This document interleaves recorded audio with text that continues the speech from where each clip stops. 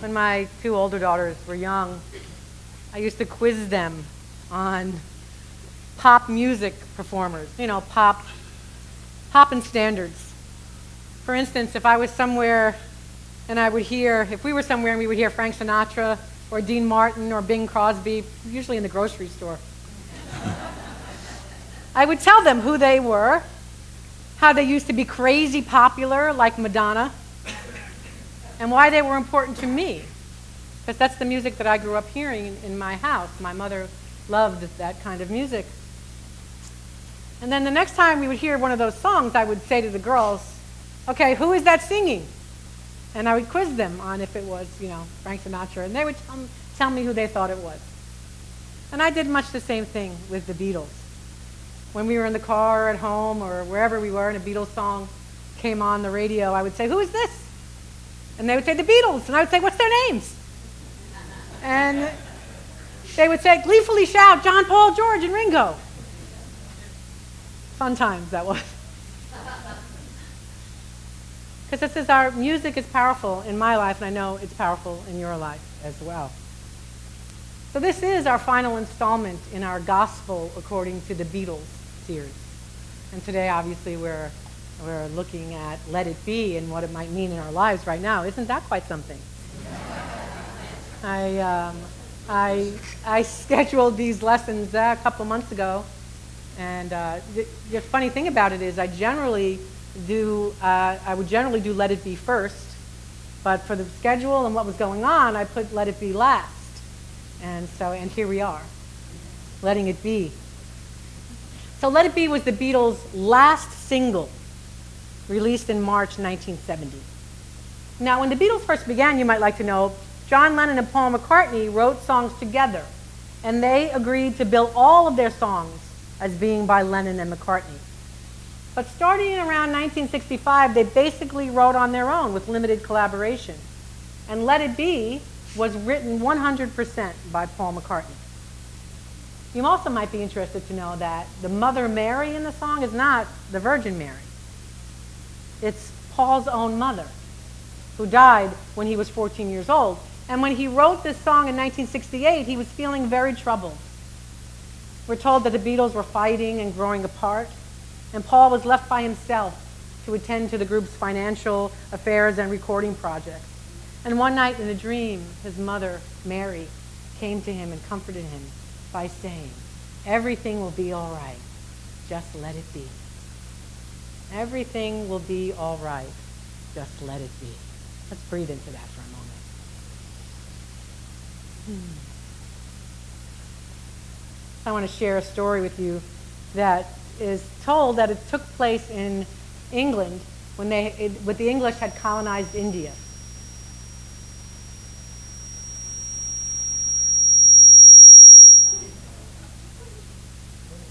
So the English had colonized India, and they wanted to set up a golf course in Calcutta. Now, besides the fact that the English was in the first place, so we won't go there. The golf course was not a particularly good idea. The biggest challenge was that the area was populated with monkeys. And the monkeys apparently were interested in golf too. And their way of joining into the game was to jump onto the golf course and pick up balls, take the balls that the golfers were hitting and toss them around in all different directions. Of course, the golfers didn't care for this. So they tried to control the monkeys. First, they built high fences around the fairway. That didn't work as monkeys climb. So they'd climb over the fences and onto the course, and that solution didn't work. And the next thing they tried was to lure them away from the course. I don't know really how they tried to lure them away. Maybe they had people outside waving bananas. I have no idea. But for every monkey that would go for these bananas, their relatives would come into the golf course and join the fun. And in desperation, the golfers started to trap the monkeys and relocating them, but that didn't work either. The monkeys just had too many relatives that liked to play with golf balls. So finally, we are told they established this rule, a novel rule for this particular golf course. The golfers in this golf course in Calcutta had to play the ball wherever the monkeys dropped it.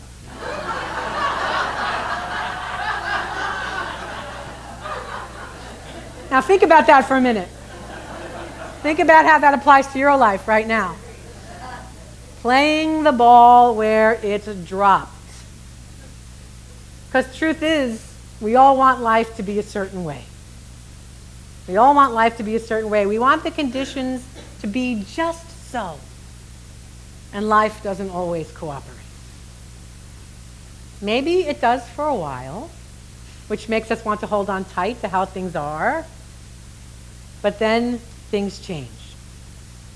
So, it's like monkeys dropping the ball where we don't want the ball to be. But what do we do? What do we do? Well, often we react by blaming others, by othering others. We might become angry, resentful, aggressive, or maybe we feel in despair or victimized. Or sometimes we soothe ourselves with food, alcohol, not so much, shopping. But none of these reactions are helpful. When we are that troubled and we struggle, and sometimes the advice we hear from other people, and sometimes even from ourselves, is let it go. Just let it go already. Nothing you can do about it, just let it go. Well, that is easier said than done. Just let it go implies an effort, a sort of active forgetting. You probably tried this experiment, don't think about a pink elephant, right? And then once you have it in your mind, you can't forget it. The same is true with grief, with anger, or other strong, distressing emotions. And a lot of the times, when people say let it go, they mostly mean get over it. That they're uncomfortable with your feeling, and they want to be comfortable, so they want you to let it go and get over it. And that's not helpful, right? It's not a matter of just letting it go. We would if we could, right? We would just let it go. Because who wants to feel like that? Who wants to feel angry all the time, or bitter all the time, or resentful?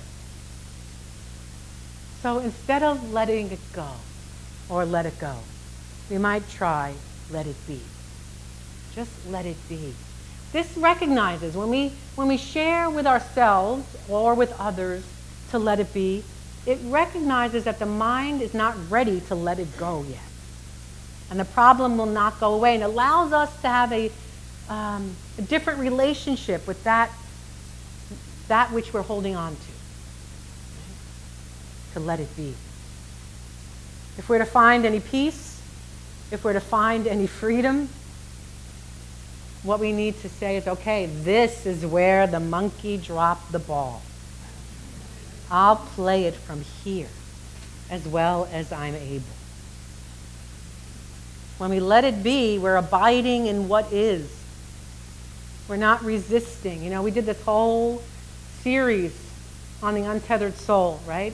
When his main message was, one of his main messages was, our job as adults is to deal with what's in front of us. It's to deal with reality. Right? So that's what we are called to do. And when we let it be, without grabbing on or without pushing it away, we allow Spirit to work in and through us. Now, depending upon the circumstances, this can take a bit of time. Or it can work in an afternoon on the stand for a miracle. The main thing is not to rush it, to have faith, and to know that this too shall pass. Things will get better. Be patient with yourself. Be patient with the process. And be present to what is. And as you work to be present with your emotions, I have some suggestions to kind of help you along with that, to help us along with that, because truth be told, I am not immune. First thing, I don't need to figure everything out. Now, I don't know about you, but I sometimes feel that if I could just figure it out, why did this happen in my life? What could I have done differently? How do I make it, how do I change it? How do I change what I did? Once I can surrender and know that I don't have to figure it out why anything happened in my life, I get a better sense of peace. I get a better sense of surrender. Carolyn Mace writes, until you surrender the need to know why things happen, you will hold on to your wounds with intense emotional fire. So stop trying to figure it out, no matter what it is. I can be at peace with this emotion passing through me. Now that kind of sounds like an oxymoron if we're feeling negative emotions. Right? But we can. We can handle this. The other thing that Michael Singer has said is that the thing that we're called to do is when something is in front of us that we're not liking is to actually say to ourselves, I can handle this. I can handle this. I have all the tools I need to deal with this emotion that's passing through me. We don't have to run from them. We don't have to hide from them. We don't have to fear them. We observe our feelings. We observe it and know and learn from them, knowing that the time we spend doing that is the path to healing. When we do this with as much serenity as we can muster, we heal quicker and we discover strength, a reserve of strength. So, next thing is, I don't need to run away. It's okay to feel this way. That's part of I can be at peace. I don't need to run away. It's okay to feel this way. When we're grieving, when we're mourning, when we're anxious, when we're worried, it's okay to feel that way. And as children of the light, as expressions of spirit, we're called to move through, right? And to move on. Timeline is your own. Grief has no timeline. And some days we'll feel better, and some days we won't. And that's the way it goes. The thing is to not beat ourselves up over the feelings that we are experiencing. There is something to be learned from this. There is something to be learned from this. The other way to say that is that I look for the blessing in whatever has happened. I look for the blessing, and though it may be really hard to find, that is what we are called to do. You cannot be sitting here in this center on this day and ignore that. You cannot ignore that there's a blessing in it all. And what is ours to do as truth seekers, as bearers of the light, is to find the blessing. Again, I've had people tell me, especially this week, I don't want anybody to tell me to find the blessing. I'm mad. I'm horrified. I'm terrified. Whatever that is, I don't want anybody to tell me to find the blessing. But you're here today, and you're here for a reason. Because your higher self is calling you up. It's calling you up because you are looking for some peace and for some way to coalesce and some way to love and some way to move through whatever is bothering you. Right? So that is why you are here today. Because you are being called to rise up in whatever way you can. Right? Whether that is just looking at somebody else who is not like you and beaming out love. Right? As much as you are able to beam out love. That if you have hatred in your heart for anyone or anything, breathe into that and begin to be willing to align yourself to love. Because truth is, everybody, no exceptions, is worthy of your love. Everybody, no exceptions, is worthy of your love. So this is what we are being called to do. This is not easy work. This is not work for wimps.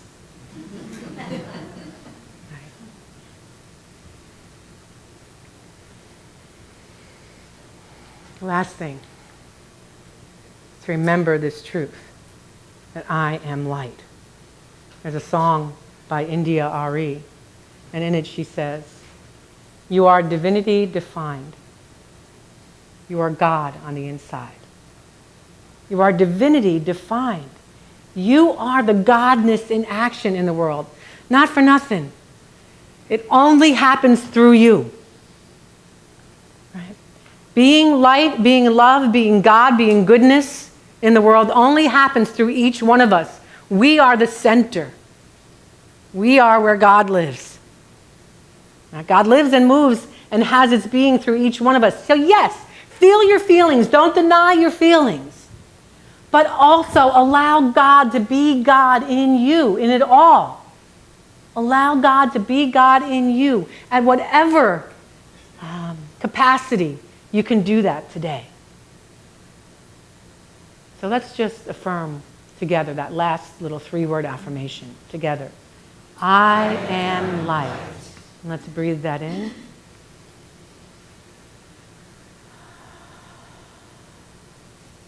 Together. I am light. This is the truth of who we are, even when it feels like it's buried. One of the great spiritual truths in life is this. It doesn't matter what is happening. What matters is how we respond. How we respond determines our happiness, determines our peace. This is what we are called to do. When I find myself in times of trouble, Mother Mary comes to me, speaking words of wisdom, let it be. And in my hour of darkness, she is standing right in front of me, speaking words of wisdom, let it be. And when the broken-hearted people living in the world agree, there will be an answer, let it be. For though they may be parted, there is still a chance that they will see. And when the night is cloudy, there is still a light that shines in me. Shine until tomorrow. Let it be.